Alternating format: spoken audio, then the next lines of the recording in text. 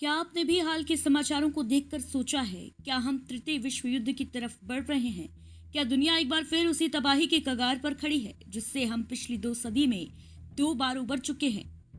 चलिए समझते हैं दुनिया का मौजूदा परिदृश्य क्या है। एक तरफ रूस और यूक्रेन के बीच युद्ध जारी है, जो अब सिर्फ 2 देशों की लड़ाई नहीं बल्कि नाटो और रूस के बीच एक अप्रत्यक्ष टकराव बन चुका है। वहीं दूसरी ओर इजरायल और हमास के बीच गाजा में संघर्ष पूरे मध्य पूर्व को उबाल पर ले आया है। ईरान, लेबनान, यमन सभी इसमें धीरे धीरे शामिल होते दिख रहे हैं। और एशिया में चीन और ताइवान, उत्तर कोरिया और दक्षिण कोरिया, भारत और पाकिस्तान, सब कुछ एक बार फिर अस्थिर है। क्या ये तृतीय विश्व युद्ध की तैयारी है? एक के बाद एक देश हथियारों पर अरबों डॉलर खर्च कर रहे हैं, सेनाएं सक्रिय हो रही हैं, ड्रोन, मिसाइल और एआई टेक्नोलॉजी अब युद्ध की नई परिभाषा बन चुकी है। अमेरिका, रूस, चीन, तीनों महाशक्तियां एक दूसरे को घूर रही हैं।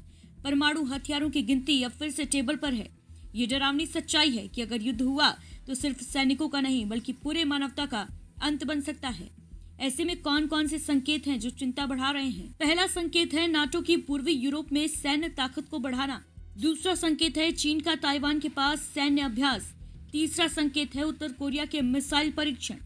चौथा संकेत है ईरान इजराइल का सीधा टकराव। और युद्ध का 5वां संकेत है साइबर वॉर, फेक न्यूज के जरिए मनोवैज्ञानिक युद्ध। अब सवाल यह है कि क्या इसका कोई समाधान है? जी हाँ, लेकिन वक्त बेहद कम है।